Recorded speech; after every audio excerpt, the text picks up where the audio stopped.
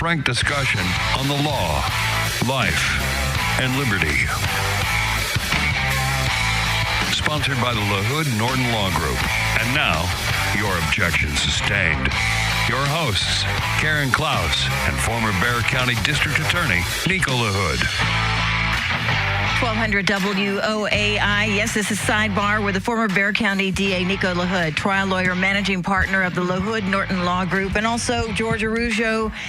Not in the studio today, but that's okay. You know him. He's the former chemist, pharmaceutical researcher, and director. Please let everybody know about Sidebar. If you have friends that have not joined you in listening, we also do Facebook Live at the same time that we're on the air. And we also do Facebook Live after the show for about 30 minutes or so. So this week, so many things happened. But you say that every week. I know, but this is it's snowballing. This week, it's good and bad, but I want for us to analyze what happened, because when so many things happen, it seems as if so many things fall through the cracks that no one's talking about. So needless to say, I guess I do or don't need to report it. I don't know, but President Biden had several missteps again this week, odd moments. He talked about the war between Russia and Iraq. Okay, he walked off a set, and okay, those are things that continue to happen. In the meantime, Supreme Court had so many different rulings that I don't even know where to start. Affirmative action, the student loan decision, speech. Yes, free speech. So, where do you guys want to start? Well, I mean, you could just pick too much. Pick your poison. I mean, we can talk about the cases first. I mean, those are the ones that were most recent in the week. I mean, the affirmative action one, it's interesting to see the reaction to it. I'm not going to say response. I'm going to say the reaction to it. I mean, I grew up believing what Martin Luther King taught, that don't judge me by the color of my skin, but the context of my character. And that's what we were hoping for. That's what classical liberals used to advocate for. I mean, you know that it's interesting to see how when the court corrected what even people like Justice O'Connor said back when they implemented it, they said, look, this is not going to be forever. We're hoping this may 25 years to kind of correct a wrong, and then let's get away from this, because this is not something that we want in perpetuity. But it seems how interesting how people have selective amnesia. And so this truly, I mean, this should be a celebration. I mean, this should be a celebration that people are going to be, that meritocracy is coming back, that people are going to, actually be able to work for something and then to attain it, and not to consider people's skin color and melatonin. I mean, and to see the autoimmune response from the other side, it just really, I think illuminates the fact that they really don't care about equality. I mean, and we've discussed equity versus equality in the past. That they don't care about equality and looking at people for who they really are, not what they look like. And so I think this just illuminates that to me, and then we can dissect it more. But George, I know had some comments on that. Yeah, wow, what a great week. I mean, truly. Affirmative action, student loans, free speech, all of the things that I think are sort of necessary to get this country on the right track. The affirmation of free speech, which is ultimately the ability to think as one wants to think and express the things that are most dear to one. I think it was I'll tell you what, I thought it was, I read the majority opinion, and for all of the damage that I think Judge Roberts did in the Obamacare case debacle, he basically saved Obamacare by calling it a tax. For all of that nonsense, I think, I know it sounds like a loaded statement, Nico, but I would argue that he largely reversed, I think, a lot of those evils, in my view. I realize one's an economic thing, and this one is in a different category altogether. But I think the way he framed this opinion was absolutely fantastic. I thought it was brilliant, and I think he excoriated the dissenting opinion, which I hope we can hash through a little bit here, because I think it has implications for the culture. And I just thought it was brilliantly done to affirm that. The student loan thing, I don't think we're going to get into today, right? Because I think that's its own its own separate issue. It seems like really largely a common sense ruling.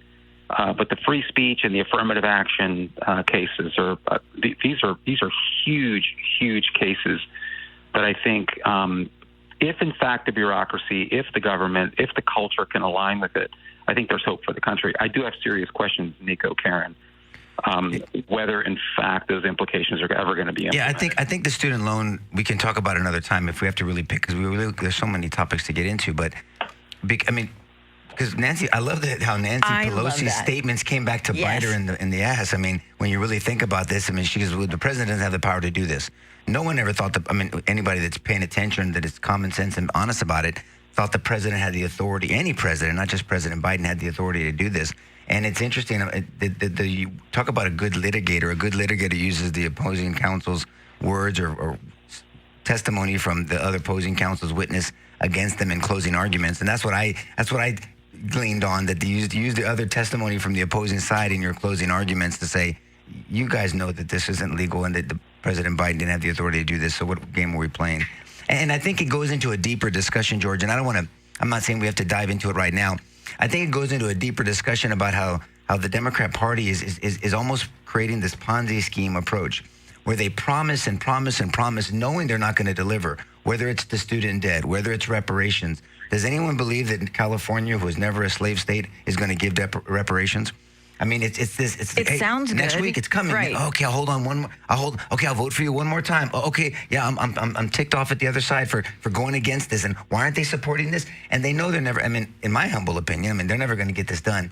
It's a classic, like that pyramid scheme where tomorrow, hold on. If you do one more thing, you're going to get I need $10 more, or I just need $100 more bucks, or I just need whatever.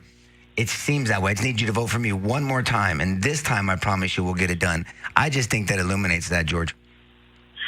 Yeah, I think that's right. I really do. And I guess I'm wondering, again, I keep coming back to if we could really implement the implications of the majority's ruling, that in fact it's racist to actually admit people on racial grounds. I mean, think about it, that we actually have to be 45 years of being confused about that. I don't understand. It's crazy. 45 years it took us to get to this point. And if you look at the dissenting opinion that somehow it's racist not to reduce an individual to the color of their skin, I mean, it's just mind-boggling. And I have to wonder if Sotomayor and Ketanji Brown Jackson, and I would say to some extent Clarence Thomas weren't considering in the back of their minds. And this is part of the problem, isn't it, NICO? I wonder how much of my success is because of the color of my skin or because of my ethnic background rather than my own merit and the things that I have actually achieved.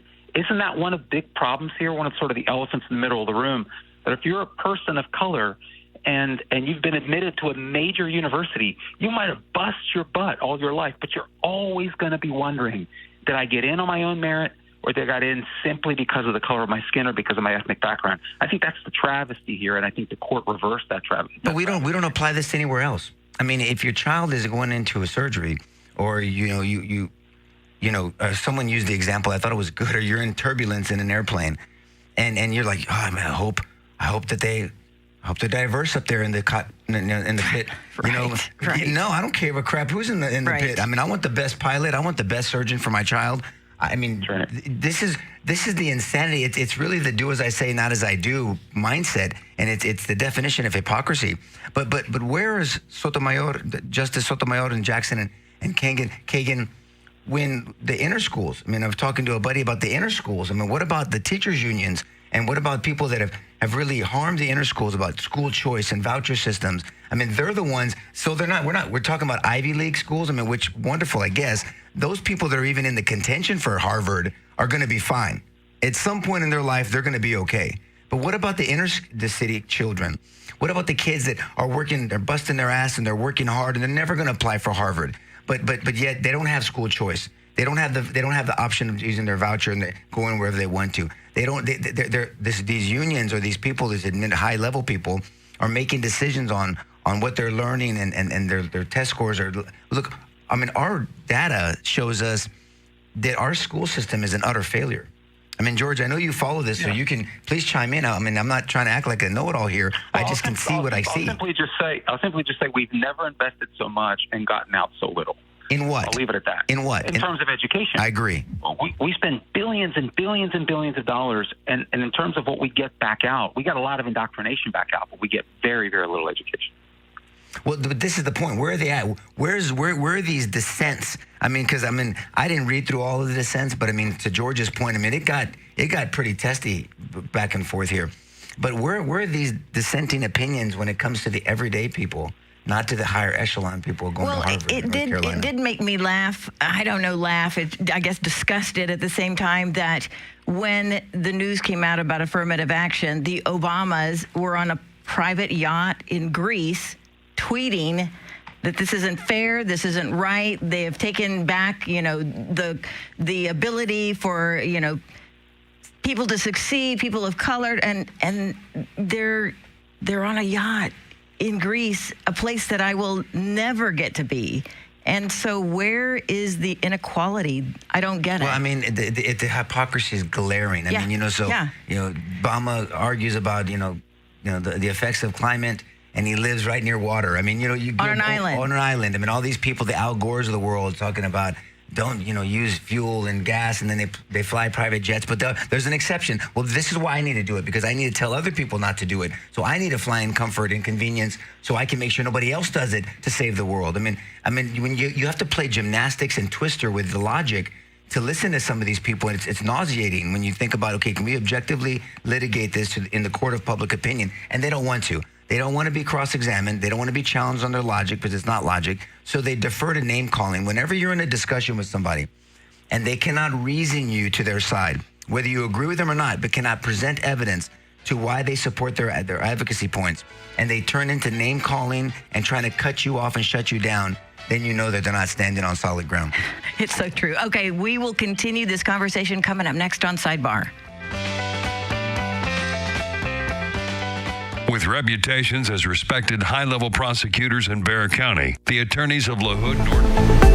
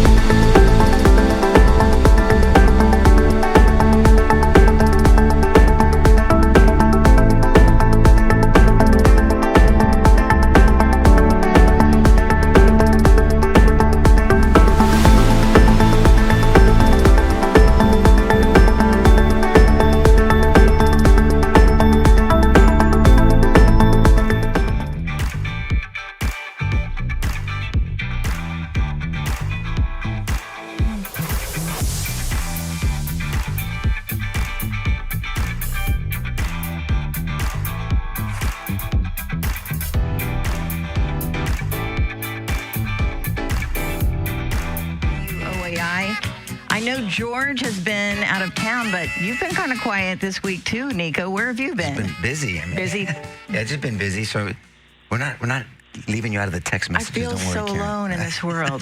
Complaining. No. It's just been a busy week. I mean, the kids are in camps, and I know. Man, the summer is flying by. Can you imagine that? How did it already become July and the kids just got out? Our kids go back August 14th. I think everybody else goes back at the end of the month, end of August. But Mine are at the beginning, but they go right to there college. in the middle. So let's talk about affirmative action, because our own children, your children, because they're younger, are they going to feel the aftermath of affirmative action? Is it helping people? Is it hurting people? Why was it there in the first place? Think about what they're saying, these dissenters. They're saying that black and brown children can't do it on their own. I guess I'm a person of color. I don't know what the hell I am. I'm an American of Lebanese Mexican descent. So I guess that qualifies me as someone of color. I don't know. I never look at myself that way. But that's offensive. Hey, I'll let you in because of your melatonin, because of your skin color. You're dumb as crap. But come on in. I'm not saying that's the situation for everybody else. But that's the insinuation that you can't do it on your own. So we've got to. I don't want that. I want to give me the equality of opportunity. You give me the same opportunity as this person or that ethnicity and this ethnicity, and if I sink on this deal, then I need to work harder. That's how you get people to do better. That you give them the opportunity, you give them the incentive with a meritocracy system where it's like, hey, if you do this, that's what the American dream is, Karen. I know. The American dream is you have an idea, you have freedom, you have free speech, you have free thought, you have opportunity, and you go and you create and do and work hard, and your hard work and your honest hard work, and then the court of public opinion will reward you by supporting what you're doing, and sky's the limit. Sky's the limit. That's the American dream. Isn't it funny, though? Here we are. We're about to go, have celebrations for the 4th of July. And when people say we're all born equal, there is such a misunderstanding even about that. Because, yes, we are all born equal, but it's up to you to say what path you're going to go on. But if you talk about, brown or black people, if you're not on the right side, like Larry Elder, you're still a white supremacist. Well, but we're not born equal. I wasn't born with LeBron. I can't stand LeBron James, with Michael Jordan's, ability to play basketball. No. Or somebody, no. or George's scholastic mindset. George is blessed with that. We all start at the same starting line. For me as a Christian, we're born equal because God bankrupted heaven for everybody on this earth.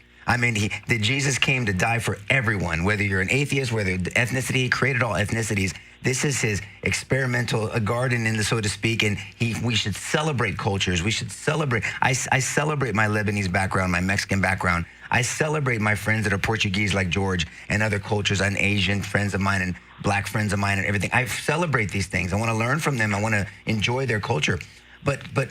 So we're equal in value to God. For me, that's the way I look at it. Exactly the way I look at it, too. We don't have the same opportunities, maybe. That's fine. We'll work hard for it. My grandfather came over from Lebanon, got stuck here when he was a kid. He started selling fruit. That's it. He was stuck here. He taught himself 7 languages because he had to communicate. Before HEB, and I'm gonna age myself, Handy Andy. Yeah. For those people that know what Handy Andy was. You would Piggly Wiggly. Yeah, he would buy fruit, put it on a truck. My pop would get up with him 3 a.m, go buy fruit, and he'd go to the different neighborhoods and sell fruit to them, fresh fruit, to their door. And then he'd save up money, buy a piece of property, save up money, he didn't go to school. He went to the school of hard knocks, but he wanted to send my uncle and my aunts and my pop to school, or at least give them the opportunity to. My uncle went to the armed services. So that's the American dream. You're working hard, and maybe your situation won't be the best during your lifetime, but you're living generationally. And so that's the American dream. So we should have equal opportunity, no doubt about that. We should have the opportunity to flourish. And I love the rags to riches stories. And the rags to riches stories can only happen when you have freedom and you have opportunity to flourish. I just thinking about what you're saying there, NICO, and I'm trying to think about how individual members of the court were kind of processing how this might have affected them. Those who come from an ethnic understanding of life, or a racial understanding of life, just by nature of America's past. Because nobody on the court is exactly as a spring chicken. These individuals have been around for decades, and so they remember America when things were not as colorblind as really they should be. Frankly, they're not. But they're still not. If you think about the strides that we've made as a nation, they're unquestionable. But there's always this sort of political inertia to try to bring color into every single conversation. You can't have a thought about anything in culture without talking about racial differences. It's what I call sort of racialism. And it's disgusting, frankly. And I'm thinking about a book that Clarence Thomas wrote in 2007. It's a memoir. He calls it My Grandfather's Son. And I went back to that. I have that electronically, and I went back to just kind of get his thoughts on it because it fascinates me, because I'm sure they informed how he thought about this. And I think it really should be how we look at it. And I wonder if these guys talk in chambers. I wonder if he and Roberts talk. I've got lots of questions about that kind of thing, but you got to hear some of this stuff, because I think it really is, it feeds into what you're saying, and I think everybody ought to be thinking about it as we go forward as a country from this ruling. Thomas wrote this, I think, we'll just process now for a couple of moments. He wrote, I learned the hard way, got a law degree from Yale, graduated from Yale, meant one thing for white students and another for blacks, no matter how much anyone denied it. He says, I graduated from one of America's top law schools, but racial preferences had robbed my achievement of its true value. Mm. And then he underscores this by affixing a 15-cent sticker. I don't know if you're aware of this, but he affixes a 15-cent sticker to the frame of his Yale law diploma. Because he's wondering, how much is it really worth? And I think that that's depictive of anyone who's in his shoes, really. You're always going to wonder. That's the problem. Not only is it bigoted and racist to say that a black person can't do it on their own, and so that we need to always come back down to race and skin color as a kind of deciding factor in admissions for higher education. But I think it ultimately, for that individual, how can it not be something you always wonder about? And I think that's tragic. And I think the court really corrected that. I really do. I think this was as significant as Brown versus Board of Education in 1954, where the court came down very clearly and said that public schools could not segregate on the basis of racial grounds. I think that's how momentous this is. The question, though, is this going to change anything? That's what concerns me. Is this really going to change anything? Well, not overnight, George. I mean, we didn't get here overnight. I mean, when you contemplate the use of quote-unquote affirmative action, it was always contemplated to be a temporary fix, just a Band-Aid. It was never meant, as we mentioned earlier. I mentioned earlier, Justice O'Connor said, in 25 years, this shouldn't. Well, I guess we're technically under 25 years. Like we shouldn't need it. Yeah, she didn't believe that it was appropriate. Nor do we want it to be perpetual forever. I mean, because this was just to correct the wrongs of this era, this season that this country was dealing with, and transition was horrible, by the way. No one believes that was good. So I mean, all discrimination is evil, in my opinion. All racism is evil. I mean, whether it's towards blacks, browns, whites, it doesn't matter. I mean, the hatred or the discrimination of someone based off their immutable quality that God created in all of us, I mean, is evil, in my opinion. It's antithetical to a godly worldview, nor is it productive. I mean, even if you're an atheist or an agnostic, how do you argue that that's productive? So we can't justify justifying the wrong by doing another wrong. So two wrongs don't make a right. I learned that at some point growing up. Right. Only a right corrects a wrong, and I think this is correcting the wrong from the past. I asked the question because in the aftermath of the ruling, Joe Biden was approached. And you listen to the kinds of things that are saying, you listen to the statements that are coming out of the White House in terms of the Department of Justice.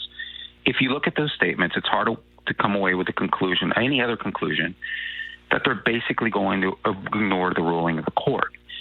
I mean, what he has already, he's already in talks with universities to find ways around this. What we have is a White House that is basically instructing the academic bureaucracy to find a way around this. And if you look at John Roberts, he had a scathing response. It's almost like he anticipated that.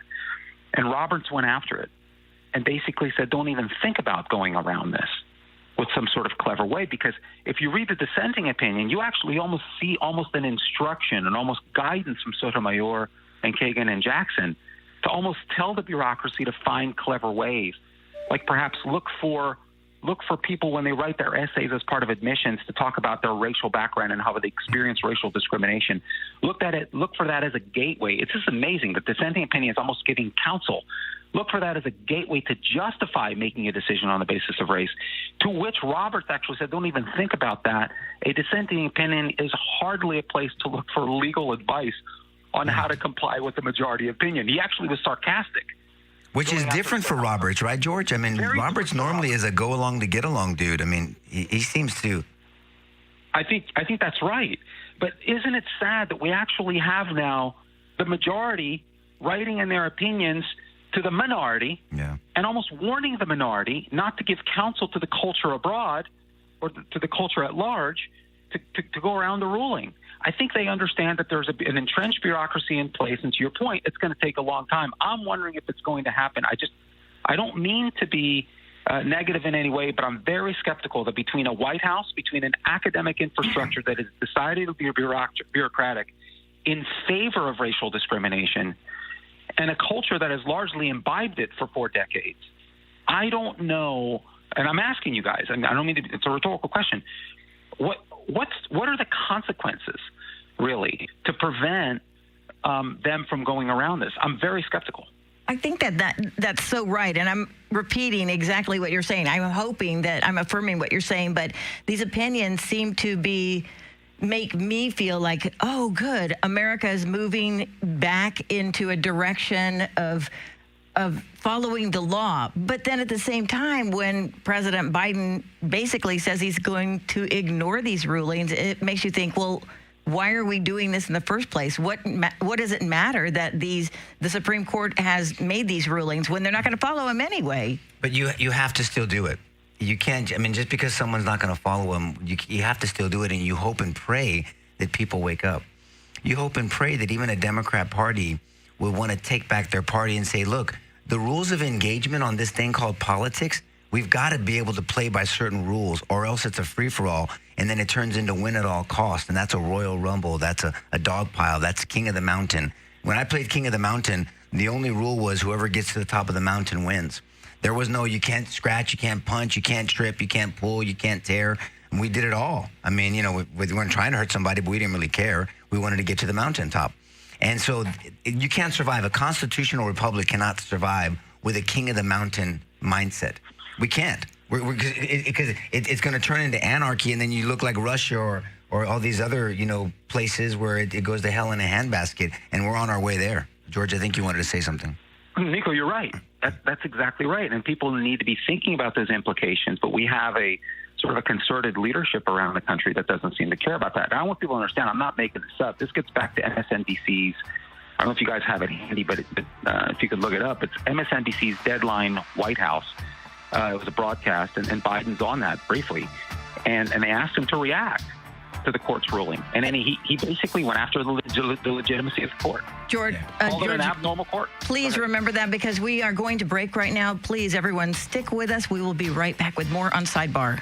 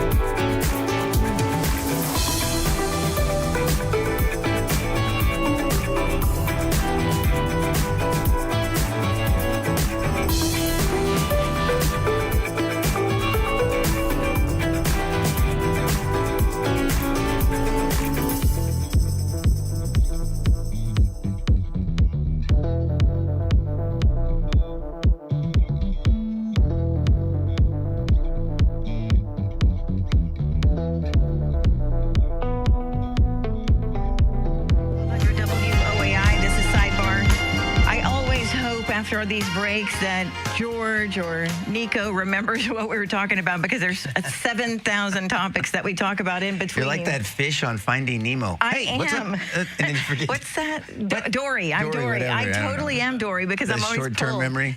Hey, hi. It's My name's real- Dory. What's your name? Huh? What? It's really my life. I'm telling you, I'm always pulled in 20 directions. But George, before the break, we were talking about an MSNBC show where Biden was on. Was that just the one that was just recently? Yeah, it was. I think it was with Nicole Wallace. Yes. Yes. People can look it up. Deadline. I think it's Deadline White House. And I think she's asking him, I can tell very clearly, just read the transcript. She's asking him if he thinks that the recent repeated attacks on the legitimacy of the court are somehow having an effect on the court's rulings.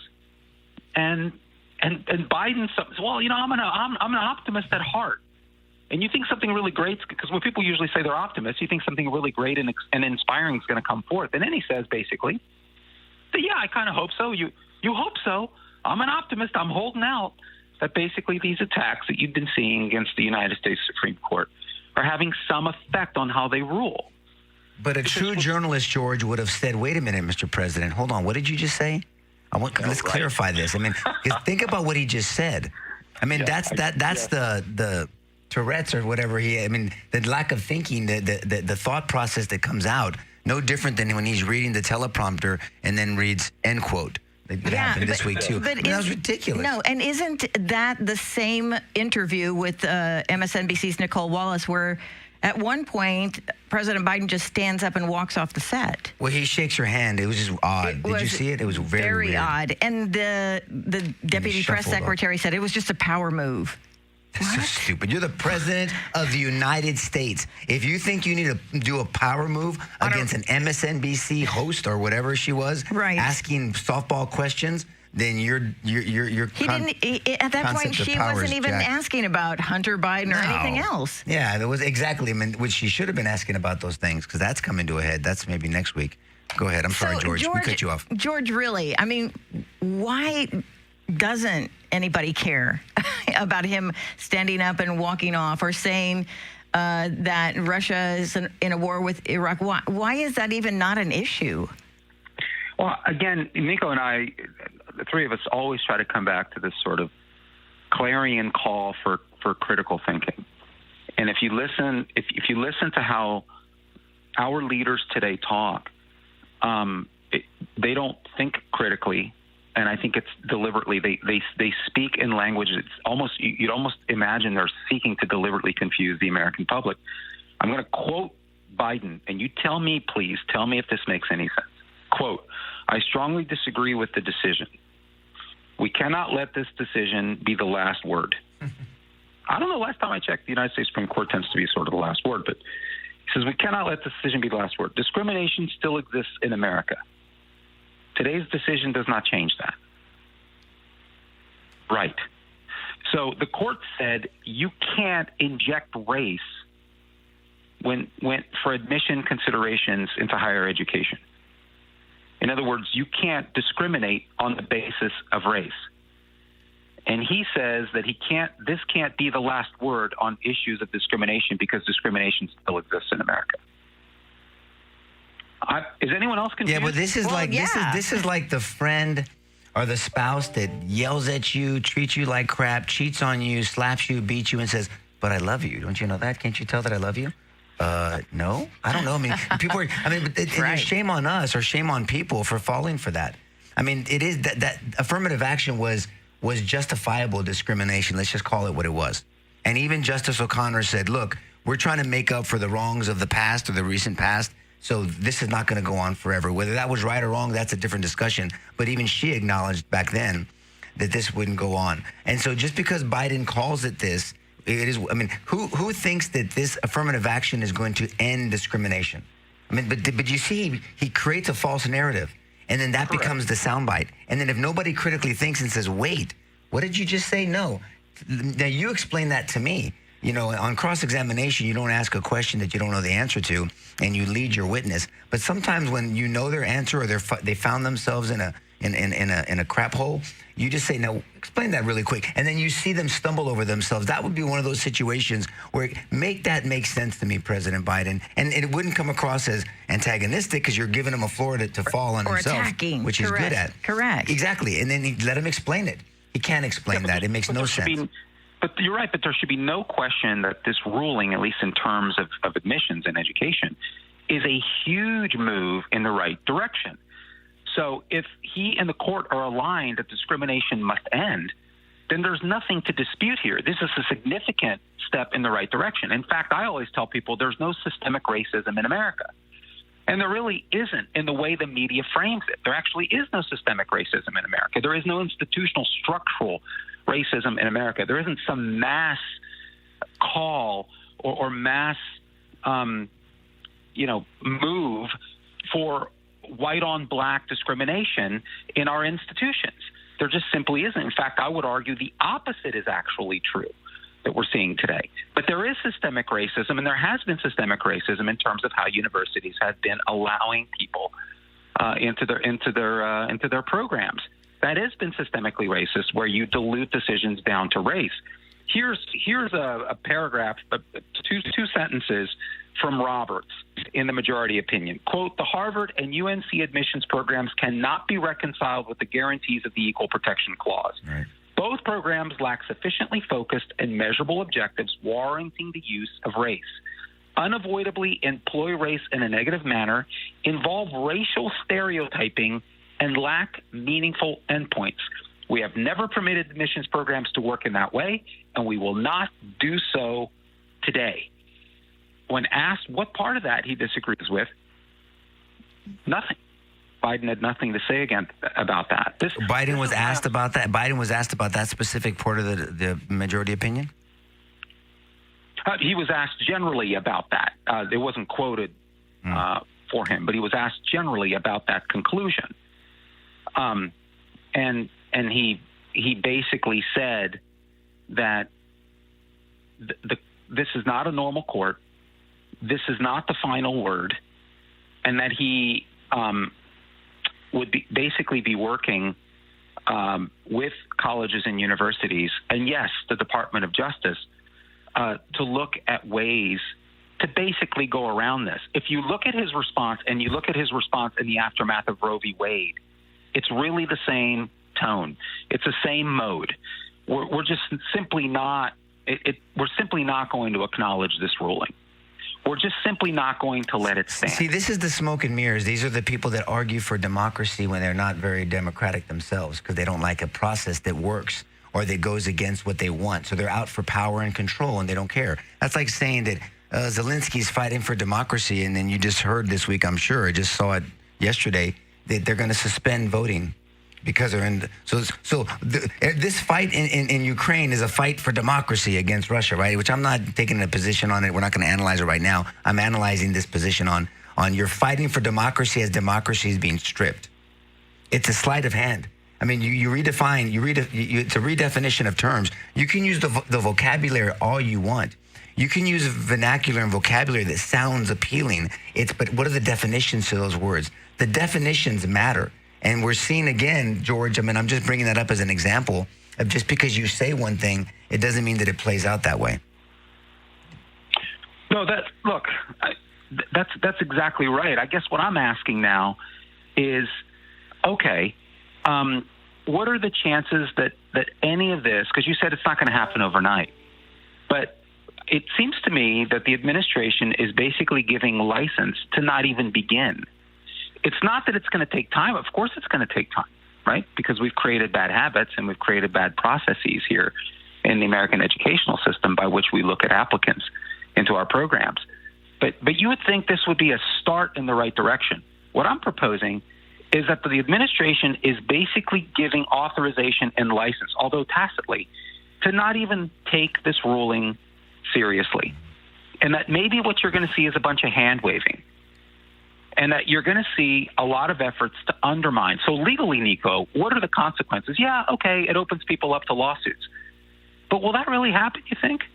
What kind of scenario actually opens up consequences to anybody who blows off this ruling? I think they're going to blow off this ruling.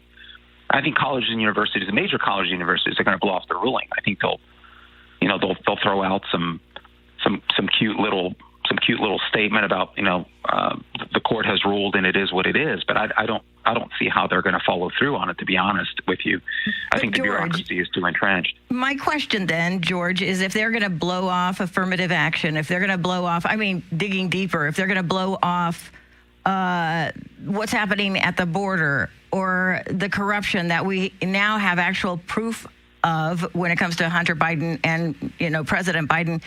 Well, why isn't there any move then to impeach President Biden? Because if we have all of this information and they seem to be going in the direction they want, ignoring all the laws, then where is the other side? You're asking a rhetorical question. There's a piece by Mark Lewis in townhall.com, NICO, Karen, called that actually asked that very question. I would encourage people to look at it. This is a GOP that is largely neutered. I mean, they're largely silent on these things. We really don't have anything constructive to say as a party, to be honest with you. I mean, we just have nothing of value to add. But on this issue of impeachments, this is really something we ought to be looking at, because if there's ever a basis for that, it's now. He wrote a piece called How About Some Impeachments, Republicans? It was written on June 26th by Mark Lewis. I would really encourage people to look at it. I don't think the GOP is going to do anything, Karen, to be honest with you. I'm still stuck on what Karen said, that Obama was tweeting from a private yacht in Greece. Is that true? Yeah. That's ridiculous. Yeah. Okay, we are going to a break. We have one more segment on the air, but remember, you can always join us on Facebook Live, and we'll be right back.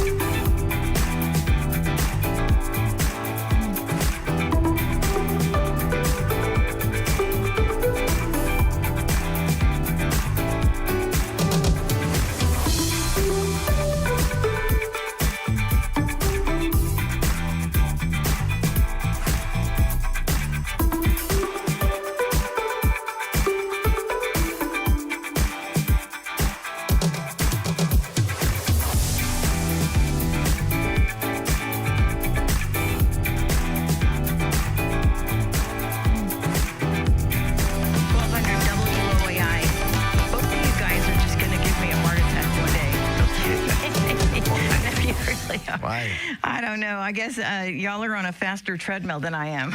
You need to get on it. I know. I know that. Okay, so we ended up with George talking about Mark Lewis. Was it a book or an article that he wrote, and how the GOP is pretty much largely non-existent. But the bottom line is things keep on happening, and things are ignored by the Biden administration. But does that mean when it comes to free speech and the Supreme SCOTUS ruling about free speech doesn't matter either? Well, it's a little bit ironic that the reason why we're in this situation is because free speech has been squelched this whole time. I mean, when you have censorship, and during all the COVID stuff, and when we were talking about things years ago now, I think it's been about whether it's masks, about shots, about whatever, just about thoughts. Remember, the thing that kept coming up is be afraid of all the censorship. Be afraid that you can't even just disagree. Be afraid that governments are trying to silence you from pushing back on authority. Be scared of that. And so part of the reason why we're in this situation is because people have been, indoctrinated with misinformation. I know that's a term that's used probably way too much or whatever, but it's true. I mean, the things that were wrong and cancelable, and you got cut off and you got removed from this or that, now we've discovered and realized that was accurate back then, and there's no consequences. So the ultimate consequence is people voting this ideology out of office. That's the ultimate consequence. How do you go to New York and LA and you see, I mean, you hear interviews and you hear people talking about this city is going to hell. I mean, I used to come outside and it used to be, relatively boring and just nice and mundane, but nice mundane. And now I'm scared and I have to have pepper spray and I have to have this. And people in New York but they still vote this same ideology back in. And I think it goes to that pyramid scheme mentality. One more vote. I'm going to lie to you one more time. I'm going to make a false promise to you one more time. And then when people try to bring sanity to the discussion, they're the bad guys. So it's a messaging issue to me. It is, and I don't know, aside from being convinced that we have a GOP that's willing to fight and willing to take the battle where the battle actually is, which is a complete blow-off of American law. And between Biden, for example, in that piece, there's a couple categories of impeachment viable cases with Biden, with the pay-to-play schemes, which have now been all but largely established. Mayorkas on the border, basically completely blowing off immigration law and basically allowing an invasion of the country through the flooding of the country and the American interior with tens and tens and tens of millions of illegal aliens. And, of course, Merrick Garland. The case against him, I think, is pretty compelling. Here's a guy who has blatantly and openly weaponized the Department of Justice. I mean, the evidence trail is long and dark. And so what Lewis argues is that impeachment charges against these guys really should be seriously considered by Kevin McCarthy and the House of Representatives. It's very doubtful it's going to get through the Senate because there's enough. I was just going to say that, yeah. There's enough, true enough, Nico, that's a good point. I mean, there's enough rhinos, I think. There's enough individuals in the Senate and perhaps even in the House who wouldn't even convict to begin with or impeach to begin with. I almost wonder why the silence. This is the point I'm always asking. We keep talking about corruption as it pertains to Joe Biden or as it pertains to Democrats, but I wonder about corruption in the GOP as well. We've touched on it here in the show. We've never really elaborated on it. At some point, we really need to start holding our own accountable. And I'm wondering why the silence. These things are truly impeachment worthy, not the nonsense that they impeached Trump over. These are truly impeachment worthy violations. Nothing. We hear absolutely nothing.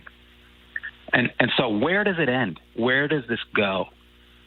And I'm worried about the answer to that question. Well, the worry that I've always been concerned, the thing I've always been concerned about is when this ideology and this unequal justice under the law or this hypocritical mindset invades or trickles into the justice system. To George's point, I mean, it's obvious that the blindfold of Lady Justice is wearing mesh, or it conveniently, comes up when it needs to. Because when you look at Hunter Biden and all the things that are developing, and I'm not in the camp that says for sure this is unequivocal that President Biden, was right with him, because, people can lie. The son is a crack addict, or used to be, and I hope he's turned his life around on that issue. But, this guy is obviously not the pillar of accountability or credibility. So he's lying to some foreign adversary and trying to threaten him and strong-arm them and say, why aren't you doing it? I hold grudges and all this other stuff. And my dad or my father's right here next to me. Well, there's nothing to show that I've seen or heard that he was actually there right next to him. I think it's a harder case to make that President Biden didn't know of any of his dealings when you just trace the money, and that's where forensic accounting comes in, and that's where an investigation, a true white-collar investigation, needs to happen. But Hunter Biden, what he's trying to do and peddle, and strong-arm people for money, pay-to-play type situation, it appears on the surface for sure to be very, very strong, and we don't even have all the evidence. And I think it's coming to a head. So it's going to be, and I'm just like sitting back with the popcorn, waiting to see how this plays, because even the mainstream media is attacking him. I know. I've noticed that. A buddy of mine Googled the IRS whistleblower thing because he asked if we were going to talk about it, and I said I don't think we're going to be able to today. But there was a USA Today article or something that came up. Since when do they attack the Bidens or any leftist ideology? So when you think about how this is coming to a head and how does this play out on Joe Biden eventually, because it's kind of seems like the walls are closing in. It seems like it. I'm not saying anything's going to happen significantly other than do they ditch him at some point and bring in another candidate? That's a different discussion. The popcorn definitely came out when Corinne Jean-Pierre was asked about these things. Like, are you going to talk to the president about this? And how many ways can she say, I'm not going to talk to him about it? There's no answer. I answered. That's the end of that. That just means you can't ask the question. But think if this happened under Trump's it wouldn't. I mean, the hypocrisy. I mean, I'm glad they're asking the question. I'm glad it's not just that guy Ducey. I'm glad I really do. And you see her inability to field questions. Now, in all fairness to her, she has marching orders. And she's been playing softball up until this time. Now it's hard pitch. It seems it's getting there. So anybody can give an answer to softball pitches and swing at it, and maybe you're not going to hit a home run, but you're going to get on first base. Because it's no longer just the conservative right. Right. I mean, that's asking the question. They're asking. It's coming up more. I'm curious to see where this goes. So that's effective. I'll tell you what gives me hope, George and Karen, are these podcasts. The podcast world is I think is starting to save. Is going to save this country. I'm not in general. I'm not trying to be hyperbolic. I'm just saying in relation to free speech and getting the truth out there, or at least getting people to think. The Joe Rogans. Look, even Bill Maher. I mean, Russell Brand or whatever. Candace Owens. You know, all Dave Rubin. I mean, all these other ones. Patrick Bet-David. I mean, all these out there. Whether they're libertarian or even like Bill Maher. I don't agree with most of the things he says, but I like the fact that he wants people to talk, and he gives people an avenue to talk, to disagree, and to debate, because that's how you know which best idea wins. Even Tucker Carlson seems freer in what he's saying now that he's on Twitter. I mean, I guess so. I mean, I think Tucker is an important voice. I have friends of mine that can't stand him, and I ask them why, and I really don't get a legitimate answer because he just gets people to think. And I don't know anybody that they can sit there and fact check him. And I'm not saying he's perfect, because nobody is. I'm just saying that this guy's an outright liar, and he's, his perspective you might not like, but what about what he's saying? Refute what he's saying. I'm an evidence guy. I mean, even someone that I don't like or disagree with can be right, about an issue. And so all I'm saying is all these podcasts, and actually Robert Kennedy made that point. He believes that this next election is going to be shaped by podcasting. And I can't say he's wrong, because more and more people are not trusting mainstream media for legitimate reasons. They're finally seeing. So they're looking around, right. And if people are allowed, and that's why this free speech is such an important case, and they decided it on free speech and not religious freedom, because it's broader. This free speech is critical, because George always makes this point, and I think it's very legitimate. Free speech is really a defense of free thought. And you don't want to self-censor him. That's been the issue. People have self-censored themselves because real censorship was happening. So, this is an important case. No, it really is. But I'm sorry for being sort of a nervous Nelly here and coming across pessimistically. But I see a thread, NICO, and I'm just trying to issue sort of a clarion call to people listening. To your point, the solution is more speech. Speak up, get informed, get educated, be part of meaningful conversations, and influence your neighbors. Start with your family. That's really the answer. We have to have an electoral surge coming up in 2024. We can't rely on the courts to save this nation. They're simply not going to do that. These are great rulings, but they're largely insufficient because the bureaucracy that's required to implement their conclusions is not on board. Never underestimate the power of a democracy to completely overwhelm. Look at what happened to Donald J. Trump for 4 years. Okay, we had a bureaucracy that completely undermined that presidency. And look at what's happening now. You've got a president of the United States that has told colleges and universities to basically flat out ignore the new ruling by the court. To basically, what did he say? Don't abandon your commitment to ensure student bodies are diverse, have diverse backgrounds and experience. That's exactly the opposite of what Roberts said. He did the same thing in the aftermath of Roe v. Wade. The Department of Justice has said that they're going to use legal tools to promote student diversity.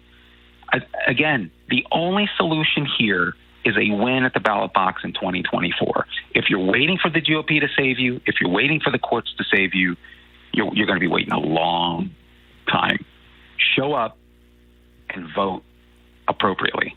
Otherwise, we're sunk. Go ahead, brother. George, I want to remind everybody that we are always on Facebook Live after the show, and you can also watch on YouTube. And if you don't know how to get there, all you have to do is go to sidebartv.com, and we're going to continue the show a little bit. Look, but how do we not end the show without at least acknowledging the 4th of July? It's our country's absolutely. birthday. I mean, and we should celebrate that. I mean, look, as imperfect as it is, I mean, how many times do you celebrate a family member's or your birthday and you're flawed and you're broken and you've had seasons in your life that you disagreed with and that you're glad you were redeemed from and you're glad you changed and you grew and you matured? Our country is made up of people. It's a country of the people, by the people, for the people. And people are wrapped in this thing called flesh. And so we're flawed. And so, but this experiment is something to be celebrated. This experiment of freedom, this experiment of entrepreneurship, this experiment of free thought and free exercise of ideas and faith and religion and worship. I mean, and this melting pot idea is truly an inclusive pot. That why so many people are drawn here, because they're drawn to this wonderful experiment of ideas. And so we should celebrate it. I hope that you celebrate it. I hope people wave their flag and show their flag, the flag of the United States of America, and celebrate it and rejoice in it, but also fight for it, as George said, as we get into voting season. So God bless you. Have a very blessed and happy 4th of July Independence Day. God bless you.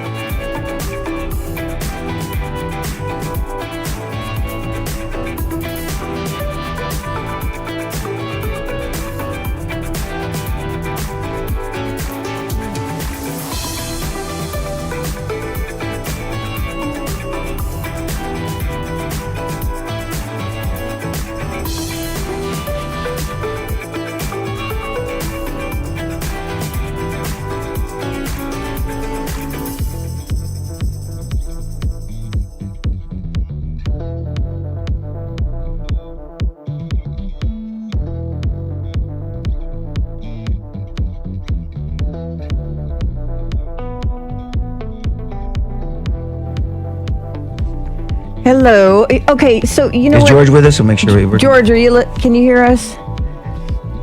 No. Nope. George. That's what I'm making sure.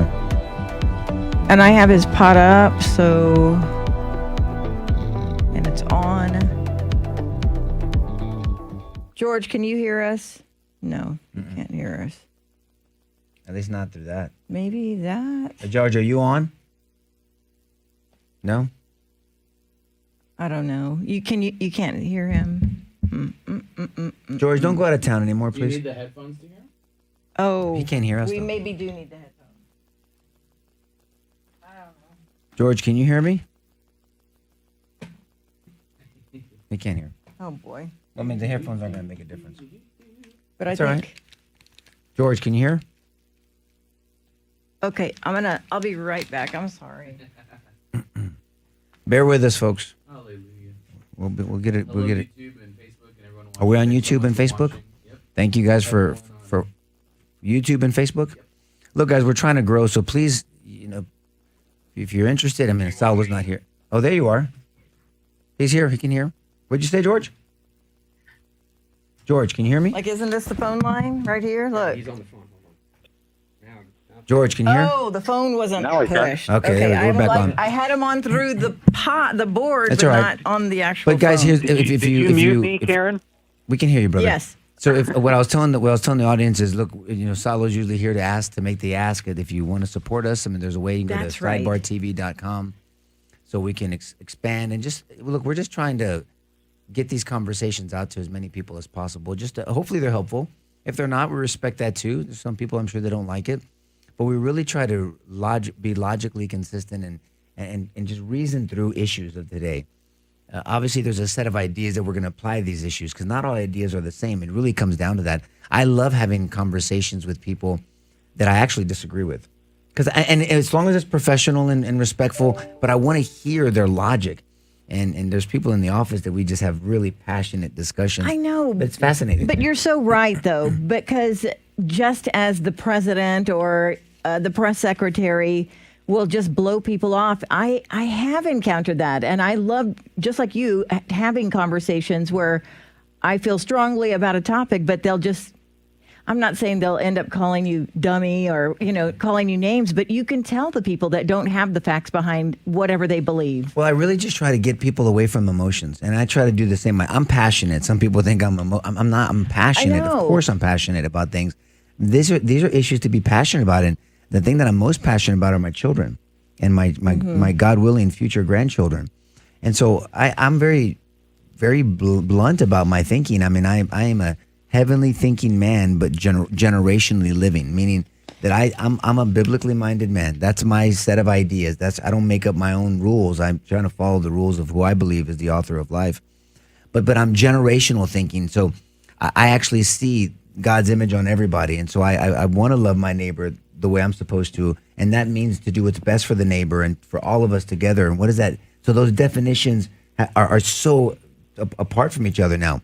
What this side defines as good is just ridiculously different than what this side defines as good and bad and evil. Those definitions matter. My point that I've been trying to make for some time is everybody agreed on a bedrock of definitions on what was good and bad. The nuclear family was good. A free person was good. Free speech was good. Equality of opportunity was good. That's what the whole, Brown v. Board of Education, separate but equal, was bullshit. And they said that, so to speak, without saying it that way. So we want equality, not equity. That's good. Equality of opportunity. That people are created equal. By endowed, these rights are endowed by our Creator to everybody. And that included every ethnicity. Those are good things. The opportunity to open a business and to own property and to educate yourself was good. The fact that we should have borders and people shouldn't be invading us are good. The institution of law enforcement, not each individual law enforcement or officer, is good. People that abuse authority is bad. Murder is bad. Lying, cheating, and stealing is bad. Trying to distort children and indoctrinate children or sexualize children used to be bad. I Don't talk to know. kids about sex. If you talk to a 5-year-old, a 10-year-old about Yeah. sex, you were a groomer and you were a rapist or a pedophile. And no one even contemplated mutilating children. No one even contemplated confusing kids about gender. That was considered bad. The nuclear family was good. I mean, I'm just off the cuff. These are things that we used to agree on. Now, how we accomplish that and what we should do about Social Security, what we should do about Medicare, what we should do about different services, we disagreed on. But there was a bedrock of agreement, guys, on how this country, how this experiment was supposed to go. And we have just, everything is left the station, so to speak. I did want to bring that up. And I know we're going to talk about the free speech and SCOTUS decision. But this whole Pride Week or Pride Month and all of the events that have been going on have made me just laugh with you always bringing up Frank Rodriguez. Yeah. But it also made me think Frank Rodriguez cannot be alone, because if you saw any of the situations in front of children, whether it be like naked guys, you know, I don't even know what they were doing, playing around in some fountain in New York, or some hideous guy in the gay parade, like dancing around in just underwear and right in front of kids. Underwear naked. I mean, there was people Yes. on a bike. There I was a was march. thinking, There was a pride march, and I don't remember what I sent you guys. I thought the link. Yeah, this I guy saw. was naked on Yeah. a bike. Yeah. Forget about the But seat of the kids bike. I are mean, I'm just right- talking about what people are Gross. looking at. No, but kids are right there. It can't be that every LGBTQ blah, blah, thinks that that's okay. They don't. That's why the Frank Rodriguez discussion was so important. Yeah. Here's a guy who's an advocate for he's a gay man, lives out a gay lifestyle. I think he was married. I don't remember. But he says, look, the only flag that should be in a school is that flag, and he pointed to the American flag. That flag represents my movement. That flag gives me freedom to live the life I want to live. But this indoctrination of children is wrong, and he definitely wasn't for this transgender cult movement that is permeated our sports.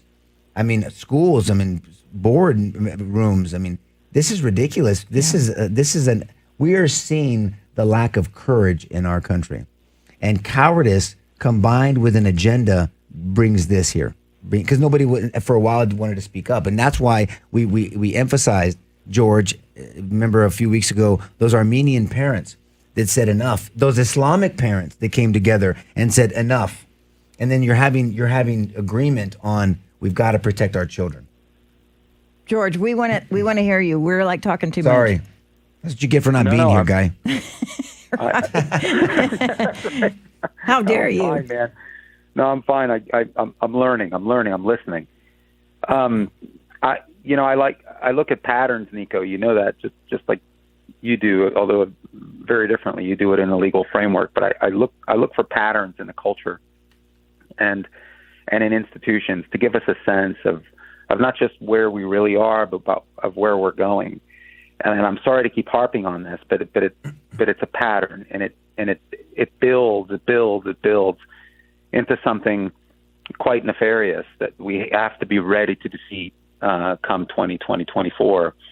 Again, you have the President of the United States that says that he's hopeful that continued attacks on the court by left-wing media and the Democrat Party are somehow going to be enough to influence their future rulings.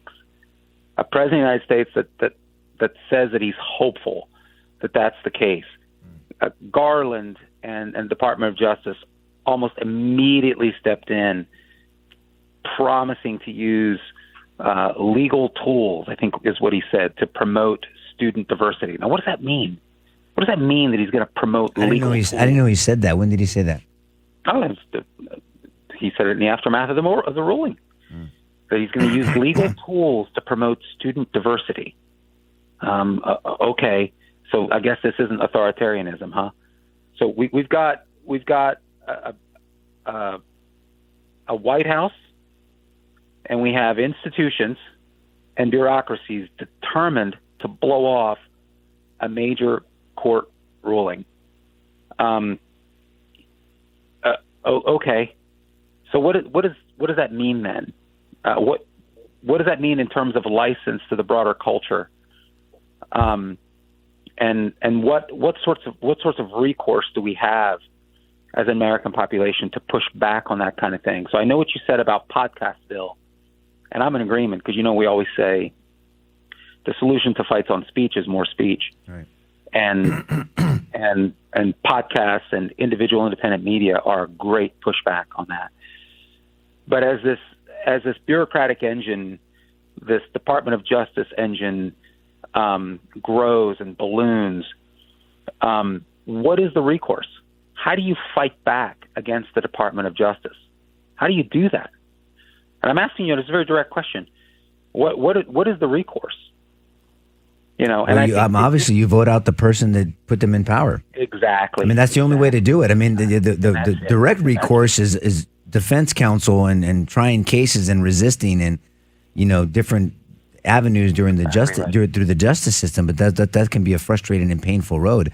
You vote out the ideology that instituted them. Yeah, sure. And in the meantime, you rally support, you organize. What do you always say? You rally people around ideas. But it's almost like they're already anticipating that. I mean, this is obviously not the topic for discussion today, but it's relevant because it's brand new. It's fresh. I don't know if you're aware, a new Michigan bill, 4474, makes it a felony to make someone feel threatened. So, in other words, it's a hate crime to cause someone to feel terrorized, frightened, or threatened. And do they define that? Actually, a buddy of mine asked me about that last week. Do they define what terrorized means? Yeah. What do they define it as? Sure. Well, no, it's good. Are you asking rhetorically? No, I want to know. I'm asking legitimately because let me tell you real quick, because this bill gets tested. I'll talk about that. Go ahead. Because this bill gets tested when the conservative or the / quote unquote Christian feels terrorized, and then you see the implementation of this bill against that in defense of an ideology they intended to defend. No, that's right. So let's get into some of the language. I'm pulling it up here. So it claims to replace the existing Ethnic Intimidation Act, and it expands the categories of people protected by the law, and it elaborates. The bill includes, quote, sexual orientation and gender identity or expression as classes that are protected against intimidation. You see, obviously, where this is going. There are certain classes, grievances against which are considered. What do they define intimidation? What's intimidation? Well, when you talk to someone, for instance, the conversations that we have on this show about gender expression or orientation, the differences between biological sex and basically this imagined gender orientation. No, but brother, I'm asking, does the bill define intimidation? There has to be a legal definition. Disagreement, resistance. If they define it as that, well, then I mean, number one, it's a bill that if it's appealed, obviously would not hold up constitutional muster. But how do they define, or do you know, or have you looked up? How do they define intimidation? Okay, well let me say it this way, okay, as an answer. Since it pertains to things we even talk about on the show and other shows and other forums, a person could listen to you and I as a speaker. Let's say when we talk on matters of religion, or read a conservative writer, and claim that they're being intimidated because their perceived gender identity is under attack. So, in other words, it leaves it up to the interpretation of the listener and a local prosecutor. Is that what the statute actually says? That's what the statute says? It doesn't say intimidated. Intimidated defined as under Section B, point whatever, bodily as harm. Bodily harm, Right. threat of bodily harm, future imminent, and this or that. Intimidated or persuaded to not advocate a point that they want under the harm of threat or this. I mean, does it define intimidation? Or it just says, whatever the person thinks. I feel threatened. Yeah. Yeah. I doubt, because of the tone of your voice. It can't just say that. Well, it defines classes that are protected against intimidation. It doesn't define intimidation. So it only defines who can be intimidated? I don't get it. I'll I'm going to roll down to that part of the Yeah, bill. please, Daddy. I'm just curious from a legal standpoint. You bet. What's the definition of intimidation? That means that we should keep our mouths closed for the rest of time. Well, I'm not going to, but no, I know, yeah. but that Okay, here it people is. perceive No, my it's okay. voice It's a to fair be question. intimidated. Yeah, It's a fair question. I didn't want to give you guys my wording. I wanted to find the wording of the bill. right. That's what I was asking. Intimidate means a willful course. This is from the bill's language, okay? This is not Merriam-Webster. Yep. Intimidate means a willful course of conduct involving repeated or continuing harassment of another individual that would cause a reasonable individual to feel terrorized, frightened, or threatened, and that actually causes the victim to feel threatened, terrorized, or frightened. Wow, That's that's how a it's scary definition. That is Well, That is figured you would say that. that is a scary definition. Wow, that is a Okay, and I was scary simply definition. trying to say that they then immediately dovetail into the classes that are of But see, import this to is them. where And the those- Christian, Go ahead. goes out and speaks, or the conservative goes out and speaks, and then now you apply that bill against Antifa. You apply that bill against BLM Incorporated. You apply that bill against anybody that's going to be threatening or intimidating or harassment. There's many people. There's a Texas harassment statute that people have argued for a while that it's too vague. I mean, it just Has anyone ever used it? Well, yeah, Well, people this get is- harassment charges all the time. Right, but this is why I was trying to dovetail off of what Karen was saying about Pride. You see, because there's been an unbelievable backlash against Pride during Pride Month. Yeah. I mean, truly, there's been, in case you haven't noticed, it's truly unprecedented. In case, and this, of course, follows the Budweiser debacle. I mean, there really, truly has been a national uprising against it. And what I'm proposing to you is, if you think, and I'm saying this rhetorically, if anyone thinks that this is going to have a marked effect on the political structures, you're delusional. They're already anticipating that, and I'm telling you, we are going into hate speech land as it pertains to these issues of sexual orientation and gender identity or expression.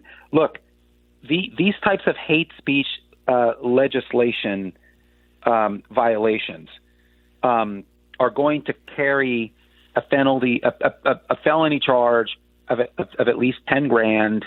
It's going to be multiple years in jail. I think for this particular bill, violators are guilty of a felony punishable by up to 5 years in prison and a fine of 10 grand. And this is just Michigan. It passed in the House. So they're already anticipating this.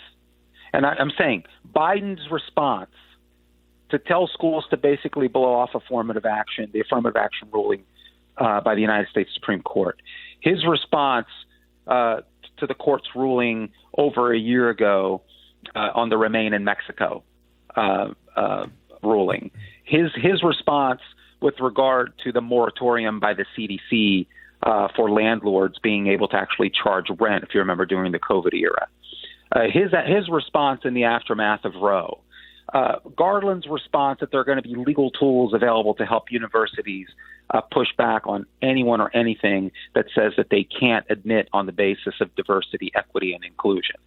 Okay, Michigan, California, New York. All I'm saying is that barring a win in 2024, barring winning elections, if you're waiting for the court system to somehow correct America or tangibly put us back on track, you're delusional. It isn't going to happen. We have to be focusing on how we can win elections. And to the extent any campaign, I would say only Trump's really talking about it, DeSantis marginally, about winning the mail-in ballot vote and actually conquering that, doing it better than they do, and actually having a strategy in swing states that reverses the damage that was done last time. Okay, But George, that's the key. That's the key. If those are the rules of engagement, we have to do that. I mean, we have to meet them. Yeah, but where the they're clock at. is ticking, though. Well, I mean, look, the bottom line is this, and I'm not being hyperbolic. I'm not. If this election is lost to this ideology, I don't know what this country is going to look like in 4 years of that. I just don't know.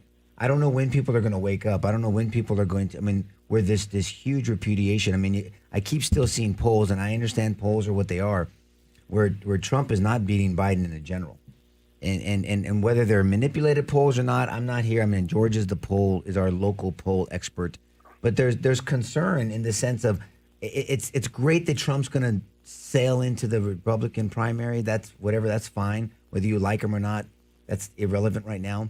But who can win? And I know that's not. I get that. I understand that that's not something that a lot of people think about. But it doesn't matter. I would want any one of the GOP candidates to win, to be honest with you, over Biden. Yeah. I think all of us would agree with that. I mean, I think there's going to be certain people that would be more effective. I mean, Trump will be effective in office for 4 years. Whether getting him in, he just will be. I mean, he's going to be effective. He's that battering ram that I say that whether you like him or not, and he irritates the shit out of me sometimes, like everybody else. But he's a battering ram to fight back against this cultish ideology that's infiltrated this country. Go, George. I cut you off. Sorry. No, Nico. I philosophically, I agree with you. I do. I mean, really, can we get better than Biden? I'm almost afraid to ask that Karen that question, Karen. right? I know. Can it possibly be worse than this? God help us. But I'm worried that anyone other than Trump, this is what worries me, is corruptible. They hate this guy. Trump is not corruptible. You can say a lot of things about Trump, but he's not. They can't get to him. He is not at their behest. He's not financially tied to them. He's made that abundantly clear. They've made that abundantly clear. Do not underestimate the power of money in this election.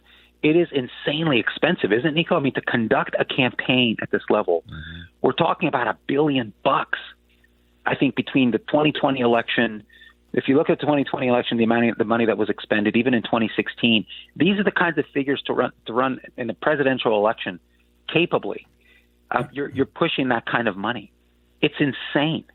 And so the amount of money that's floating around, I don't know that we have anyone running other than Trump that can't be swayed by that kind of money. You said a lot of things, so I want to get Karen's opinion too, but I want to break that down. What you just said, I think I shared with you guys a few weeks ago that I had a friend of mine who is Democrat, who votes Democrat, who doesn't like Trump, but actually told me. I mean, they actually told me, look, whether you like this guy or not, he's the most investigated president or person in office we've ever had.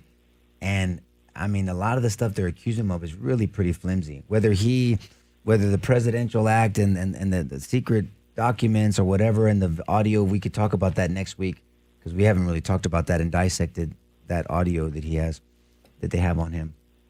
But she goes, he's not. I mean, they don't have anything on him. They've investigated him over and over, and then all the stuff they said they had him on ended up being a lie. I mean, I'm Cliff Note versioning that.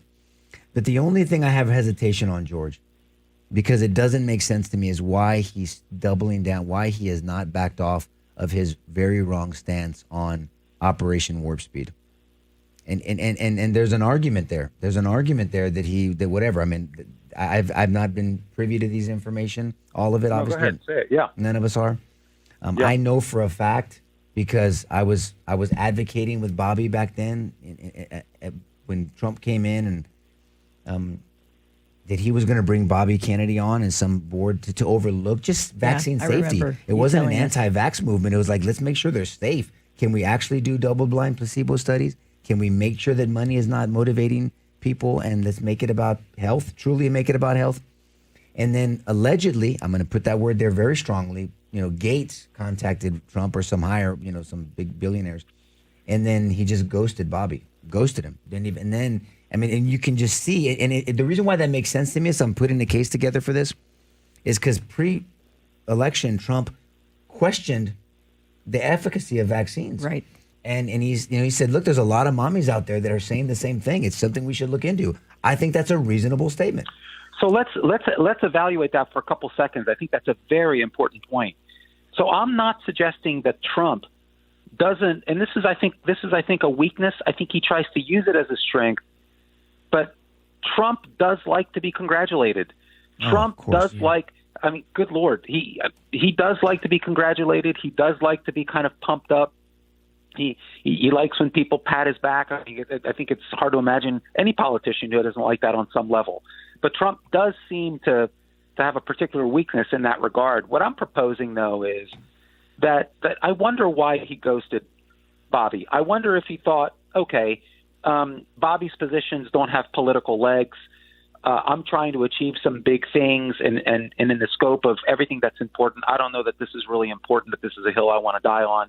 Maybe he made a political calculation. Who the hell knows? What I'm proposing here is, and we don't know this, Nico, but I would argue that to your point, an investigation would have found this out, that if Trump had fallen victim to accepting large swaths of money, let's say even from the pharmaceutical industry, some legally questionable transfer of money, do you actually think that this would not have come out in an investigation to bury him? I mean, I think that would have been found. Yeah, but I think then you're throwing everybody else under the bus. That's what I mean, think. you can't out that. If that happened, you can't do that because that means then everybody's accused. Everybody else is. I mean, this all. I didn't mean. I wasn't trying to draw this into a vaccine discussion. No, I was trying to focus specifically on money. Yeah, me too. Yeah, I'm trying to focus specifically on money, and what I'm saying is that if you look at Peter Schweitzer's book, he doesn't hold back. He calls out a number of Republicans that have very questionably received large sums of money in the past, and submits that this is by no means over. This didn't end with John Boehner, for goodness sakes. So this is a significant problem in Washington, and what I'm saying is that this problem is getting worse. Washington is awash, no pun intended, with lots and lots of money. I don't know that there's any politician whom I would trust other than Trump in that regard. To not fall sway to that. I don't know. I mean, DeSantis, I agree with him on many, many issues philosophically. You and I both do politically. But DeSantis's money doesn't come from DeSantis, regrettably. It comes from donors that are very traditional, sort of Koch brothers, Karl Rove level, Paul Ryan type donors. I think that's a significant concern. He is a distant second place right now. Everyone else is buried in 1% bill practically. And so who else other than Trump? And no wonder they fear him so much. When is the debate? Really Did Trump say he's going to debate after all or no? Well, what Trump is saying, and it's a good question. Maybe you and Karen can take a swing at it. Trump's position has been, hey, why would I debate you if you've got 1%? Thanks, but no thanks. When the American people think you're relevant, then I think you're relevant. So what makes them relevant? What percentage makes them relevant? I mean, he's saying they're so far back. I mean, if you're back by 60 points, he's not going to. What's there to debate? So the only one to debate is DeSantis. So it's going to be one-on-one. Is DeSantis, and he's saying DeSantis is like 30 to 40 points behind. I'm not really sure that it makes sense for me to debate DeSantis. So he's leaving, but Trump. He's like, let's see what happens. So we don't really know at this point, but that's been his position. I don't know, man. I think he should debate DeSantis, but DeSantis has got to stop falling in the polls like he has. And I know there are some polls out there that. Don't you Look, think? I mean, I've been in office because everybody, I've been in obviously, and I just think that if you're in public service, you debate. You have town but halls. don't you think that it would cause more damage in the relationship between Trump and DeSantis if they did debate? I mean, obviously they're in a position. Okay, let's just have a thought exercise. So let's say DeSantis has 25% of the GOP. I don't know. And then his supporters, because Trump doesn't want to debate him, do his supporters go, screw Trump, you don't want to debate Ron? Then we don't want to support you.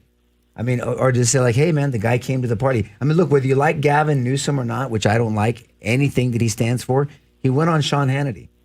Yeah. I mean, he went on. Everybody's saying he's going to be the guy that steps in. Well, I mean, again, he went on. I didn't watch the whole interview. I just saw blips of it. But you got to give the guy credit for going on Sean Hannity. You got to give credit to, the Steve Bannons of the world and the Kellyanne Conways to go on Bill Maher. Or to go on whatever, or Vivek to The go View. on, whatever. Somebody Right. went on The View. I mean, whatever. When people go on The View, like Tim Scott, man, you got to hand it to him. I like Tim Scott overall, but he's not going to win. But I think he's playing for VP or for a cabinet position. But all that to say is, I respect people like that when they get into the trenches of the opposing side and aren't afraid. Yeah. George, So you got think 5 minutes coloring- on your hard stop because I know you have to be somewhere this morning. I so do. go, keep I going. just want to say that don't underestimate Trump's disdain, personal disdain for Fox News. And the first debate, I think, is with Brett Baer and Martha McCallum, and that stings him. And so his response was, I think, something to the effect of, you guys didn't even carry my speech at the Faith and Freedom Coalition, which, by the way, was a great speech. And really, if you don't like the way Trump talks, then at least download it and read it, It's because good. it really is a great I listened speech. to it. But Trump's like, that was a major event. You guys didn't bother covering me there. And then he calls out another major event that he just held, but you guys didn't bother covering me there. Barely cover my rallies, if ever. And so I'm going to go now, and I'm going to debate with a bunch of one percenters and Ron DeSantis, who's at best a far and distant second place guy, whom I know you guys are in love with. I don't know. I don't know if I'm going to show up. Some of that's just that sort of political tension he throws in the game. But if to drive Trump, people crazy. if I'm advising Trump, and he don't want my opinion, I'm telling him to work with some other organization to host the debate, because it doesn't matter who hosts it. You can get Johnny Fulano to host it. And he is. Okay, He is. I mean, so I promise you, people are going to watch it. So whoever wants that opportunity is going to blow up. And that's what he said. Yeah. And that's So what then he said. I you think still he's debate. probably- I fine. Don't. That's a I'm that great guy. idea. Don't give Fox. They don't get their cake and eat it too. Screw them then. Fair enough. But then I still need- debate And I need to invite correct people. that. I shouldn't be too excited. I should say he has offered an alternative venue that he thinks will be more productive and that people will watch during the same time. I know, go figure. But I don't know if it's going to be a debate. I got to look into that. But some of this is just some of that political tension he throws in there just to piss people off, just to kind of, as Stalo would say, to start conversations. We always ask, is that really the right conversation, though? So we'll see what happens. But barring 2024, brother, that was my parting point, is that this is a lot of hand-waving about the courts. Thank God they were the right rulings. I am wondering if we are so bureaucratically buried right now in left-wing ideology that if it even means a damn hill of beans. And I'm saying that I'm skeptical that it does. We have an authoritarian state that doesn't care about the rule of law.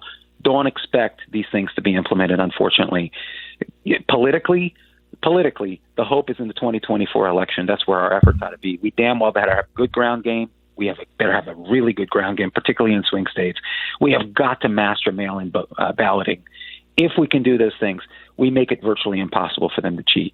There is a question of Dominion machines, but that's more of a question right now. I'm not ready to say that, that they've definitely cheated through Dominion. I think there's a lot of questions on that, maybe, but it's mostly speculation. But if we can get our ground game down, if we can get mail-in balloting down, we have a really good chance. The question is, will we? I don't know. Can I ask George a question about polling? Because after 2016, I would say polling is almost illegitimate.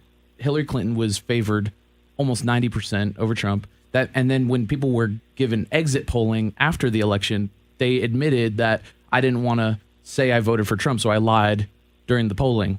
And so a lot of people aren't fully honest, so then why are we going to even trust it? You know what I mean? Sure. Did you hear that, George? Yeah, I think that's right. I heard part of what Jeff said, that it's like, how much can we really believe in terms of the polls? I mean, I try to look at the types of voters that they're asking and then see if they're statistically significant. But you're right, Jeff. I mean, basically they try to have enough statistical significance and ask the right type of population, enough of the right type of population, the likely voters, for instance, versus registered voters, and making sure that they have enough numbers of those so that there's a linearity, there's a consistency, then they can credibly conclude, that this isn't bullshit, that this is actually meaningful. If you go to Real Clear Politics, and this has almost always been against Trump, if you go to Real Clear Politics and you look at largely left-wing polls, this is a new dynamic. Trump is almost consistently winning now versus consistently losing. That's a significant change. And you ought to see if there was any question about all of these polls putting Trump up top, you would find it in the RCP combined polling average, and you're just not seeing there anymore. That's a significant change. So we'll see. Who knows? I just hope that if it's Trump, which it looks like it's going to be, that he's disciplined, that he stays, focused, that he doesn't give anything away and doesn't any unforced errors, as we talk about. We got to stay focused. I mean, if it's truly about us, if it's truly about this country, and if it's truly about saving this country, quote unquote, then I pray that he can shelf his flesh, which seems very hard for him, and stay focused, because he's a battering ram that is needed to fight back this insanity. To be honest with you. Well, guys, look. I mean, George, I know you have a hard Please. stop. We're Yes. going to wrap it Nico, up. Karen, thank you guys for allowing me to be with you this morning. I look forward very much to being in studio with you guys next week. Yeah, God willing, Miss you, have a brother. safe trip back. And guys, Please. we're going to ask you again. Just please enjoy the celebration, the 4th of July Independence Day celebration. It's something to celebrate. Whether you believe this country is great anymore or not, but it's the best out there. And I think the undergirding, the foundation of this country, the ideas are great. And so we should celebrate them and then also defend them. So that means we have to get involved and vote and encourage others to change their thought process. God bless you guys. Enjoy your families this weekend and have a wonderful, blessed 4th of July.